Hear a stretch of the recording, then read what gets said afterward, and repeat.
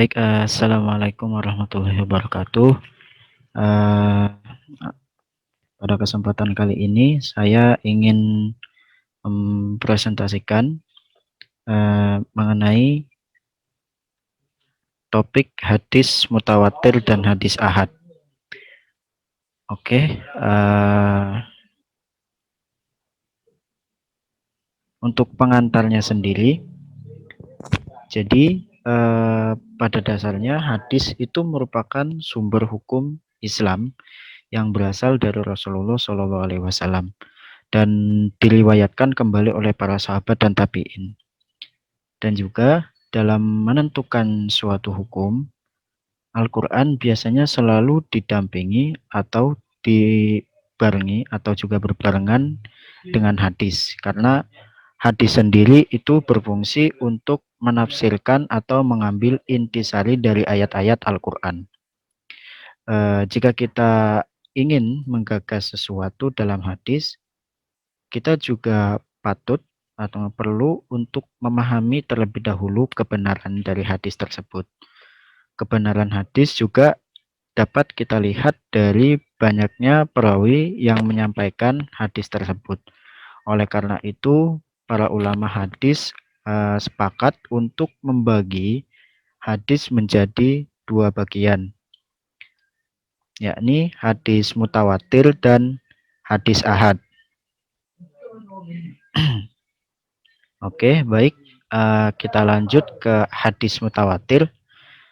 Hadis mutawatir, yakni pengertiannya, huwa khobarun an muhassasun rahu adadu jami yujabu fil adati halitu ijtima'ihim wa tuwatu'ihim alal kadhib.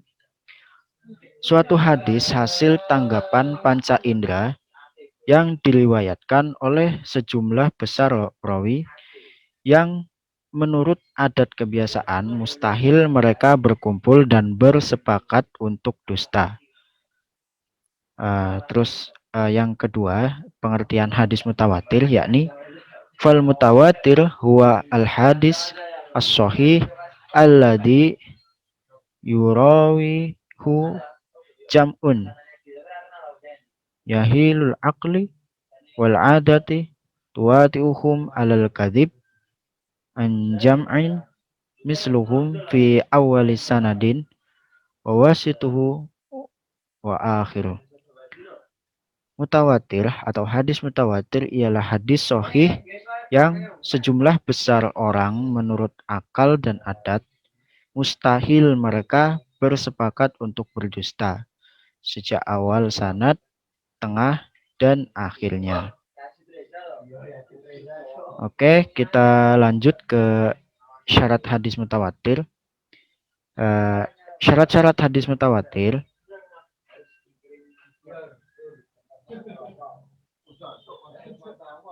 syarat-syarat hadis mutawatir ialah yang pertama, hadis diperoleh dari Nabi Muhammad atas dasar panca indera.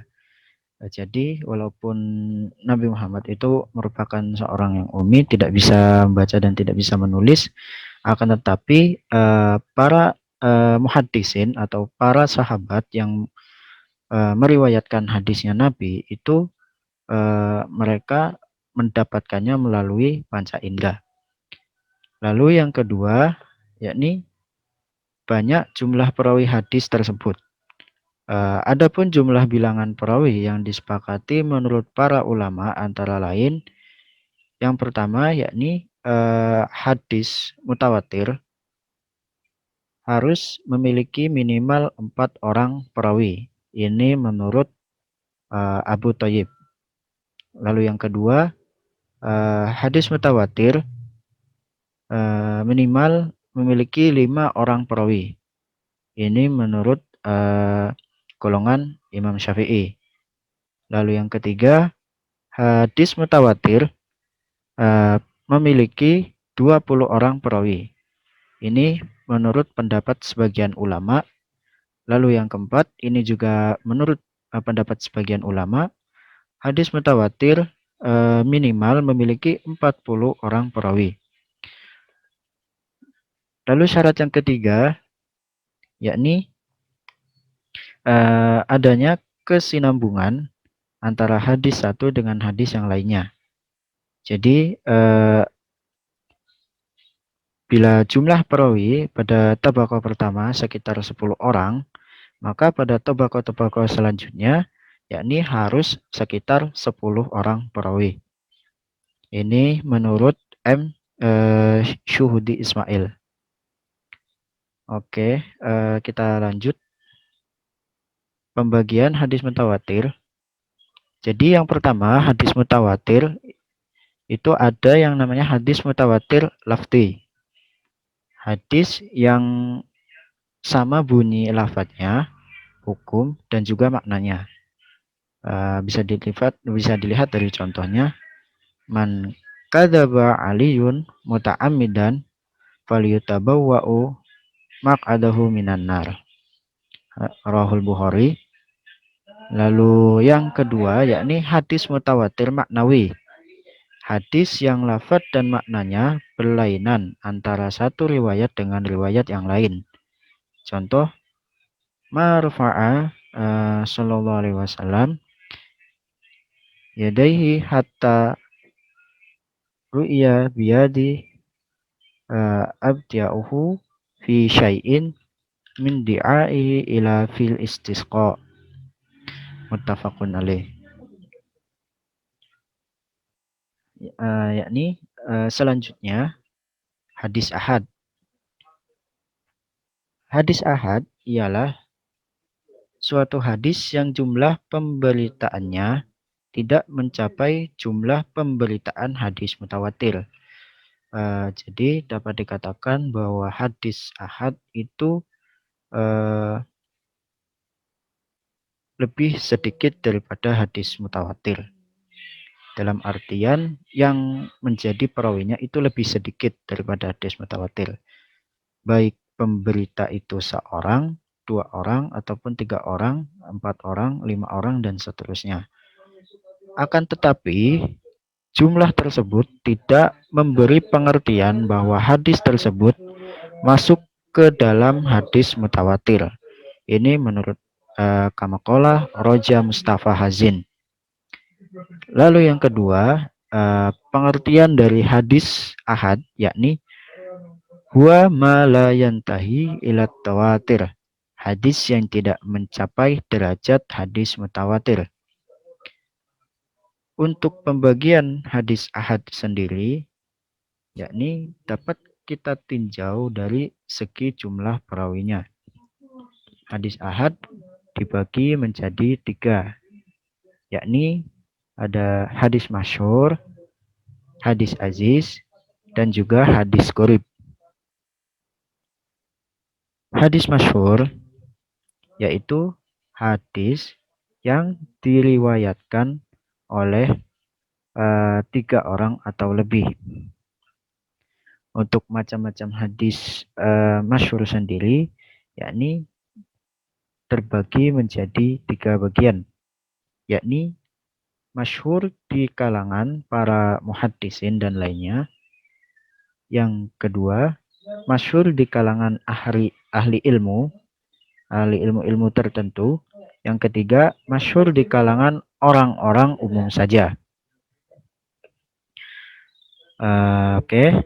Setelah itu hadis aziz, yakni hadis yang diriwayatkan oleh 2 orang. Hadis aziz sendiri, berdasar pengertian tersebut, hadis aziz bukanlah hadis yang hanya diriwayatkan oleh 2 orang. Akan tetapi selagi pada salah satu tabaqah saja didapati 2 orang rawi, sudah bisa dikatakan hadis aziz. Jadi misalkan Ibnu Hubban Al-Bustami